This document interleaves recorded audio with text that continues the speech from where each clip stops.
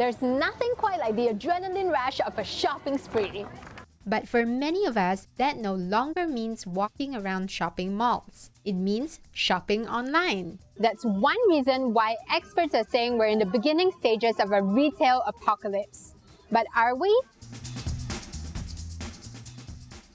You've probably heard about the challenges brick-and-mortar stores are facing, like Toys R Us, which is closing about 900 of its stores in the US and UK. And there's American retail icon Sears. It pioneered ordering by catalog and was seen as the Amazon of its time. Sears had survived for 132 years before it filed for bankruptcy in 2018, closing more than 100 stores. It's not just a few big retailers. In just 3 years, we've seen a wave of retailers go bankrupt. And in 2017, retail store closures in the United States hit a record high. But it's not just the United States. Some places like Hong Kong, Singapore, and Britain have also been hit by slow retail sales. Almost 6,000 stores closed in Britain last year. That's 16 stores a day. Those figures may sound like doomsday for retailers, but don't write them off yet. There's a silver lining. People love online shopping. This year, Cyber Monday became the largest online shopping day in US history, with online sales reaching $7.9 billion in one day, while shoppers spent $6.2 billion on Black Friday. Still, those numbers were eclipsed by those of a one-day shopping event in China. Alibaba's Singles Day, which falls on November 11th, is China's biggest shopping event.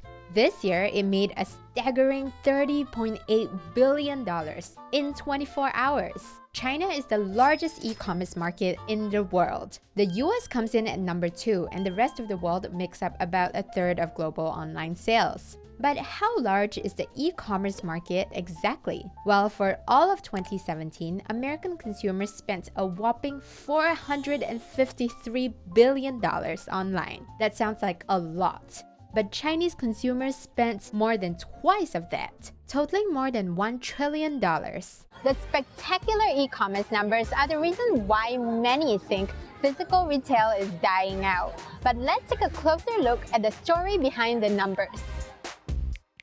Online retail sales have been growing as a proportion of total sales in China, as well as in the United States. Globally, there's a huge appetite for shopping with the click of your mouse. Online sales in Europe are growing 10 times faster than brick-and-mortar retail, while Southeast Asia's e-commerce growth is skyrocketing, doubling from 2017 to 2018. But here's cause for pause. The explosive growth of online sales is moderating in China, while it's keeping steady in the United States. So we may hear about big household names closing a large number of stores, but overall, retail sales in the United States and China continue to grow steadily. Here's another interesting trend. Online retailers are going from clicks to bricks.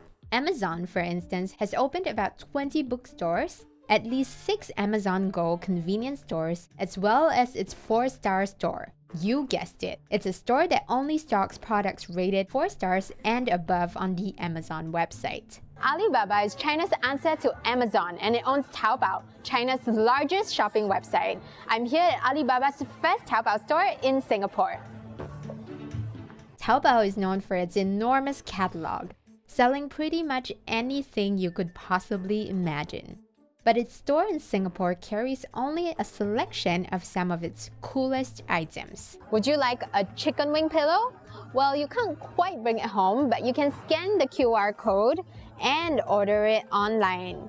At least you know exactly what you're getting. Alibaba is keen on integrating online and offline retail. To drive up hype for Singles Day, it got 200,000 stores across China to participate. Shoppers could try on makeup testing mirrors and get freebies through their mobile phones. Its biggest bet on physical at the moment? That would be its Hema supermarkets, of which there are about 60 in China. Shoppers can go to Hema to get seafood served by robots, or they can order at Hema online and get groceries delivered in 30 minutes. Online retailers seem to be absolutely pummeling the competition.